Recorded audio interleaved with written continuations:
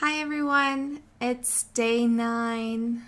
I had a really difficult time with my meditation this morning. I was really fidgety and I couldn't remain still and be with myself, and it was really frustrating. But I'm in this space where I am completely releasing control. And so I've realized that with a lot of things that I do, I try to control it really, really bad. And even so, the start of my spirituality started 5 or 6 years ago. And I started reading this book about how the power of your subconscious mind, and how if you if you start thinking that this is real, then it'll happen. But I always, ever since then, at that point, I just used it as another way to control. So I would force it instead of just be it. And so I'm getting into this state where it's like, okay, skin, if you're going to itch, I am just going to let you itch. I'm not going to try to imagine my body being healed. I am not going to try to force you to go away in any way. I'm just going to be present with you. And I'm going to be health with the way that I eat and with how I think and feel. And I am going to trust that my heart is taking care of you. And so it's just like I'm in this space where I'm doing that with everything. Even I'm finding that even what came so naturally at the beginning of the meditation practice is now really hard for me, because all of these things about control are coming up. So I just want to control and control and control. And it's really interesting how it's so connected to so many different things. Our brains are so interwoven and so beautiful. And another thing I'm experiencing, and I can tell when this happens, is that our bodies will try to get us to experience something, get us to experience what it needs, because we're biologically addicted to these feelings and what these thoughts bring up. And so my brain, like, I can feel the difference between me acting on a program through it not being noticed, and my body acting on a program through mechanism, because we have these neural bundles in our head. So when we think a thought over and over and over and over again, we create a neural bundle. And there's images of these. And so when we're thinking and going throughout our day and operating on these programs, it's really like it's very computer-like. And I can tell when there's no real emotion attached to a program, because I've worked through it, and it's just my body releasing it out of me. And so I'll tap or, get more present with it, and then it goes away. Or send it love. You can send those thoughts love, and that usually really helps. But that's what I like to do. And it's just really interesting. But one of the things that, I'm sitting there in my meditation thinking, it's been over half hour. I've taken many different breaks. I had to get up to write something down, and then I had to get up to eat a banana, and then I had to get up and do this and do that. And I'm 7.5 months pregnant, so those things are kind of necessary for me. And so I'm sitting there thinking, this has been a waste. But then I thought, it's still 20. And I was thinking, I have no idea what I'm going to say. I don't know. All of these ideas come up into your head of like, you're a hypocrite, or and it's all just illusion. It's all just ridiculous, because I'm totally not. I'm totally amazing. But, you get these thoughts, and then I thought, well, I still have 20 minutes left. So I'm just going to sit here and be as present as I possibly can for the next 20 minutes. And I did, and this thought came up of how we bought these ballet tickets a long time ago, and we had to receive them by the 3rd, and I had been reminding myself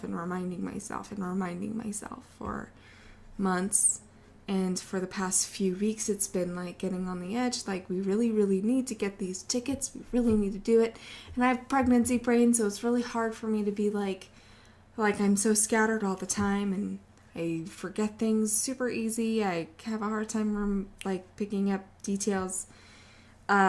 So it's just like we totally missed out on going to this amazing ballet, and I'm just so upset about it, or I was.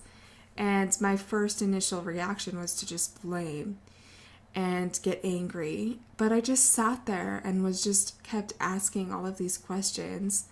Every single time I had a projection, I would ask, well, what is it within me that feels unheard? What is it within me that feels like I'm oblivious? Or what is it within me that feels all of these different things that I was coming up with? And so that's kind of why it took me a little long to get this video out there, because I've just been working through a lot of all of that, and just trying to be really supportive for myself during this time, because it's actually really hard for me. And usually I go into a state of just pure projection, and today I didn't, and it made me really sad.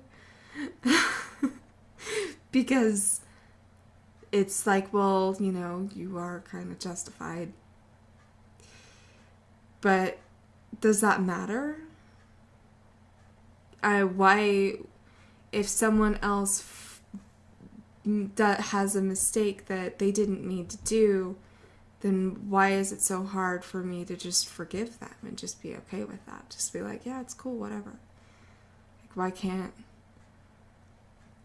But it just meant so much to me, and I think that it's because dance is such a huge part of my soul, and music and laughter and play, and I feel like I can't do and be a part of those things by myself, because it feels stupid, or I feel silly, or I feel alone, and I just want to share my joy with other people. And so I don't really have someone to share those things with. And so the part of me that feels unheard,